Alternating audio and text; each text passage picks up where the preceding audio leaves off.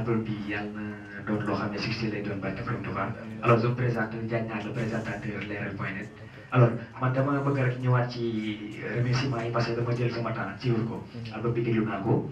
jot naa cee dawal ci rajo mais dama gis ci remerciement yi nga ne yaa ngi ciy remercier Youssou Ndour alors est-ce que Youssou Ndour daa am lu mu apporté ci album bi concernant côté wéy côté financé tout ça quoi bëggoon naa xam Youssou nan la ci jàppee. waaw xam nga tey musique boo koy def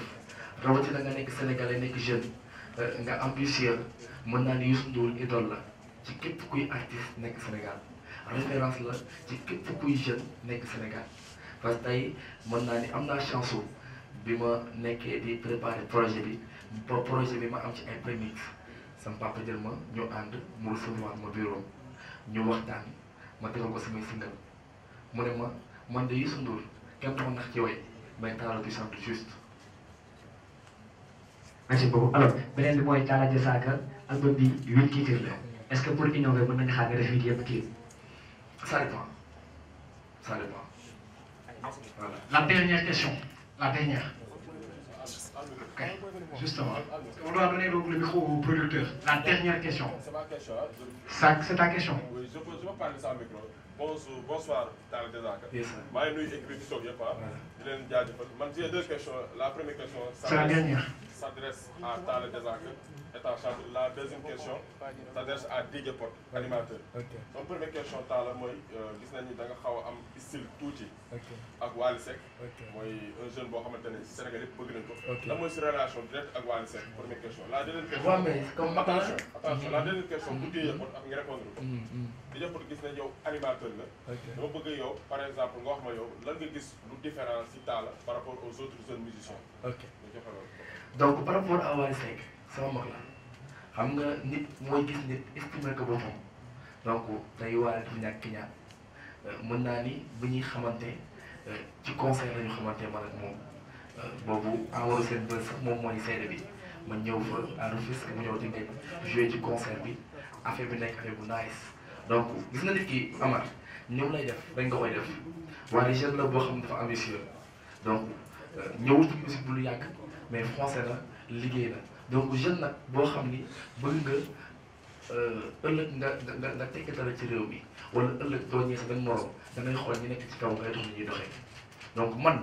sama gis-gis laa yor quoi su ma gisul ci moom ñàkk fayda wala dara du ma taxaw estimer ko mais dama koy estimer parce que idole la guerrier la jàmbaar la yàggul ci aar bi te créé na ay emploi jël ay xaritam jël ay mbokkam dugal na ci ñuy liggéey ku nekk li mos ko liggéeyam te ku nekk loolu ñaan yàlla voilà c'est mon frère te album bi incha allah dinaa ko yóbbul incha allah voilà mooy te nag waa li xewul te album bi xew voilà. encore une fois maa ngi leen di nuyuwaat bu baax a baax Omar maa ngi lay bëgg bu baax question bi dama ci sawar a tontu parce que du ma ne Talla dafa gën a différent ak artistes yëpp mais man yàlla dafa def man maa taamul liggéey ak moom loolu yàlla def moom it mu taamul liggéey ak man mu dëggal ko bien vrai que man je suis animateur njaaxaanaay la tëddee ci ñëpp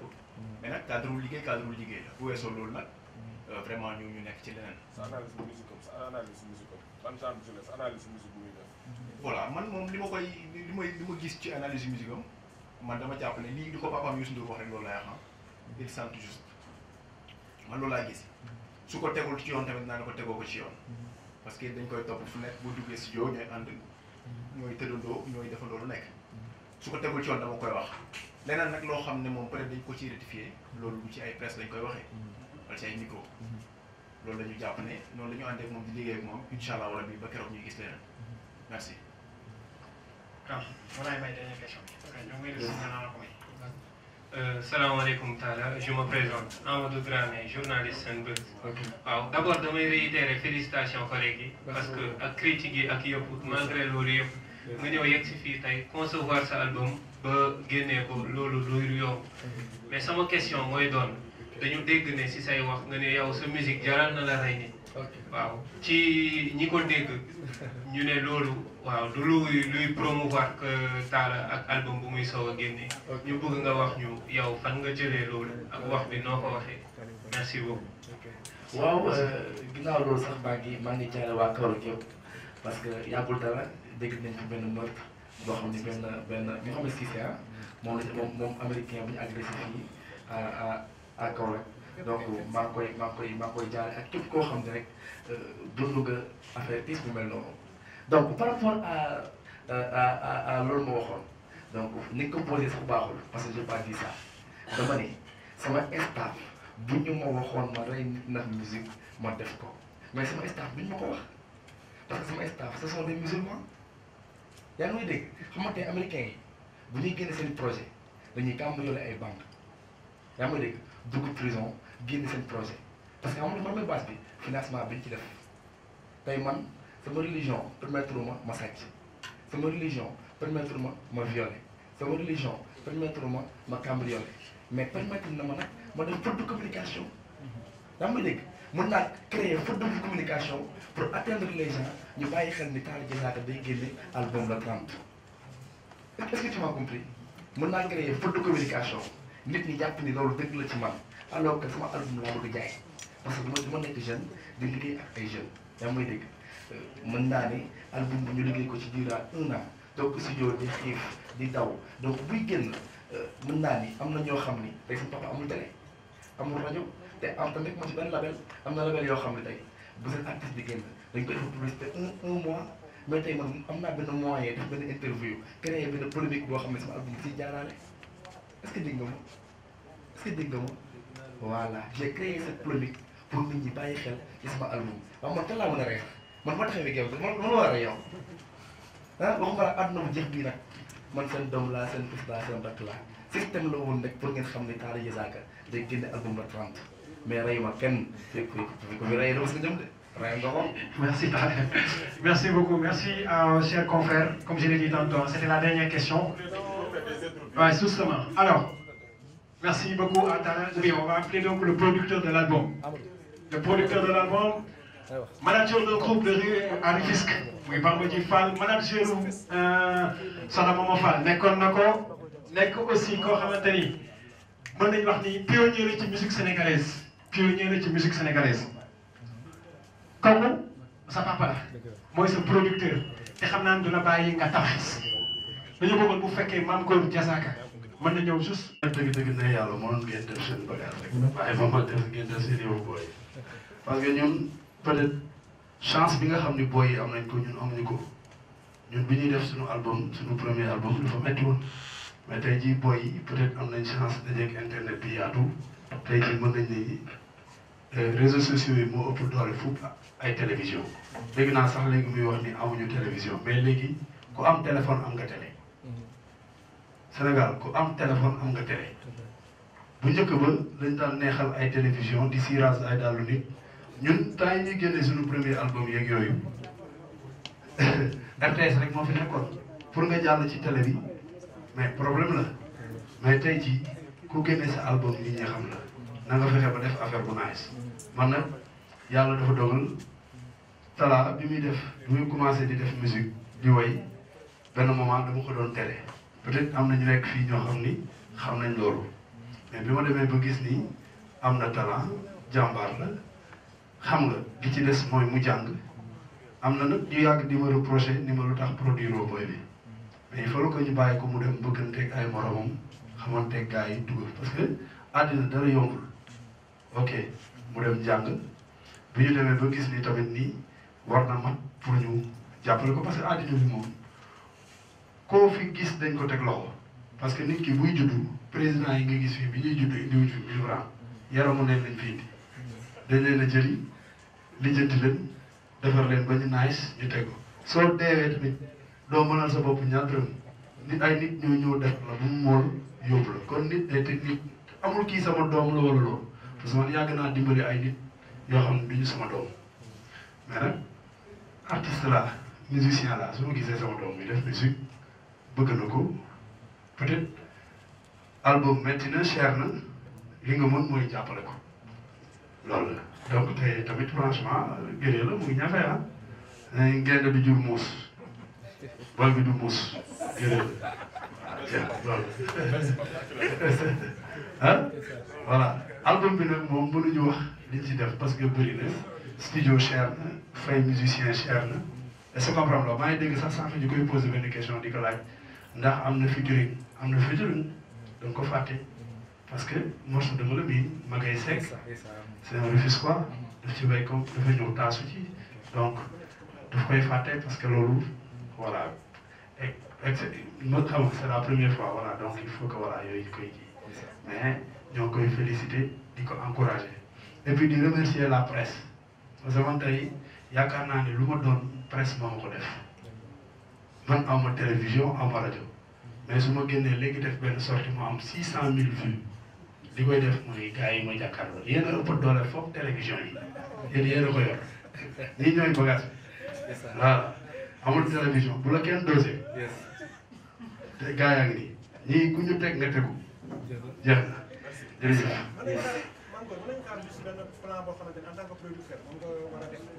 non man moom pare naa ci dama lay wax gis nga man li ma am maa ko xeexal sama bopp ba yegg si fii xam nga lu ma mënoon jàppale leen accompagner leen dugal leen studio fayal leen ngeen génne seen album li ci des nag yéen a koy xeexal seen bopp su ma yoon nekkatu ci paas sax du ma leen ko jox ah pare naa ci léegi nag yoon waa ko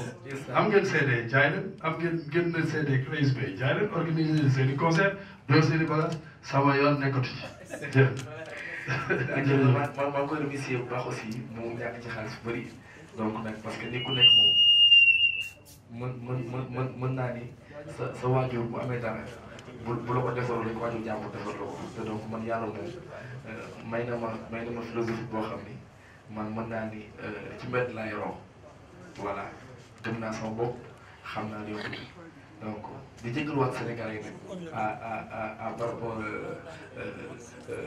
communication boobu ma defoon maa si jégalu lu bëri parce que gars yu bëri doon nañu ma ci woo téléphone mais meilleure affaire bi rek mooy que wax naa li mu taxaw ma def ko donc di remercier toute la presse voilà di remercier bonne question la ok. dañu bëggoon xam aussi ñu gis ne ci album bi da nga rendre hommage à Zoula. ok lu waral loolu lañ bëggoon xam. ok album bi def mën naa ni rendre hommage bi sax du bokk ci album bi mais album bi mën na ko dijjee à Zoula la amee album bi parce que tey mën naa ni bi may njëkk a commencé di fréquenter benn restaurant bu nekk à Liberté 6 ñu fa daan nekk ndoo tous les jours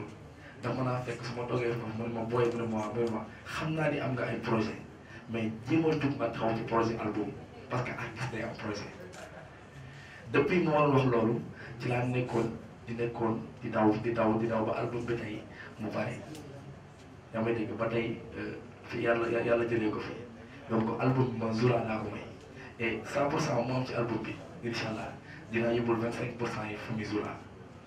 donc j'appelle à tous les artistes di ko commencé sama papa Youssou Ndour di ko commencé ci Wally Ballago Seck di ko commencé ci Papa Diouf sama papa donc ba ci artistes yi yëpp laa wax ñu ñëw ñu soutenir album bi pour ñu mën ci am dara pour yóbbu ko Zoula ndax Zoula sama waay la woon sama xarit la voilà. album DJ à Zoula voilà. Talla balaa ñoo tàggatoo dañoo bëggoon juste nga war ñu format yi parce que gis nañu ci CD ak clé pour gars yi mën ko gën a gis. xam ne CD la ak clé USB. waaw am na CD. am na CD. ak clé bi aussi gis nañu CD baa nekk nii. donc clé USB baa nekk nii. donc képp ku oote ci numéro yi xam naa après dinaa leen jox staff bi ñoom ñu wax leen képp ku soxla album bi ni ngay def ba am ko mën a la ko livrer à domicile fépp fu mënti nekk ci Sénégal donc am na ay application yoo xam ne aussi dina fa nekk dañ ko mën a jënd par carte gam donc ñi ngi ci affaire daal di door donc di invité waat Sénégal yëpp ñu dégluwaat album bi daal seen ndànk la seen doom la donc man dama ñëw pour imposer wu pour lever le défi donc musique géej la ku ci nekk mën nga tibb te doo gaañ sa morom ku ci nekk mën nga tibb te doo gaañ sa morom donc ñëwuñu pour concurrencer kenn ñëwuñu pour xeex ak kenn mais dañoo ñëw pour tey suñu papa yi nga xam ne dañ fay nekkoon bu yàgg donc dem ba tey ñoom mën naa ne sax amatuñu taxawu musique donc ñun ñu ñëw pour jël place bi pour doxal suñu musique donc ki war jël place nag daa war a nekk ku mat waaw maa ngi fàttaliku bi ma toogee ak Youssou Ndour ñu toog di def mooy conseiller parce que dama ñëwoon en tant que doom bu papa di conseiller li mu njëkk conseiller mooy que na nga nekk Talla yow donc tax jooju ma ko fàtte foofu te bokk na ci li ma gën a neex ci 2019 bi maa ngi koy remercier maa ngi remercier toute la presse di remercier waa Café Drom di jël nuyoo bi di ko teg ci loxo Pape Pélagie waaw moom mi nga xam ne yombaloon nañu liggéey bi di remercier sama papa Youssou Ndour di remercier le ministre Mokhtar Ba ministre des sports moom jàpp na ci bu baax ak ministre Cheikh Ba voilà ak Amadou Ba ministre des affaires étrangères Amadou Samba Kane DG LONASE waaw parce que boo xoolee waa LONASE ñoom ñooy sunu sponsor voilà waa LONASE ñooy sunu sponsor ak caisse de dépôt voilà di nuyu Mame Boye Diao DG domaine Mamadou Dione DG COSEC Bougane Gueye Dany borom groupe de presse Sen TV donc di nuyu Ilimane Lam di nuyu sama papa sama xarit Doro Gueye voilà ak Babacar Diallo Ousmane Yara le milliardaire malien di nuyu Fathiam mi nga xam ni sama tante la di nuyu sama yaay nag parce que sama yaay moom mën naa ni sonn na ci affaire bu baax a baax voilà mën naa ni une semaine mu ngi nii nelawul donc et toute la presse kontaan naa c'est pesant parce que Jola xaritam la woon veillu tabaski mu waroon dem Saint-Louis du Sénégal fas yéene jóge foofu yàlla def li gën ci yoon bi otoom def tonneau mu accidenté moom lay jooy nii fi mu nekk nii bëgguñu woon mu jeexee nii bëgguñu woon mu jeexee nii nag mais grawul hommage la may leen ko mouchoir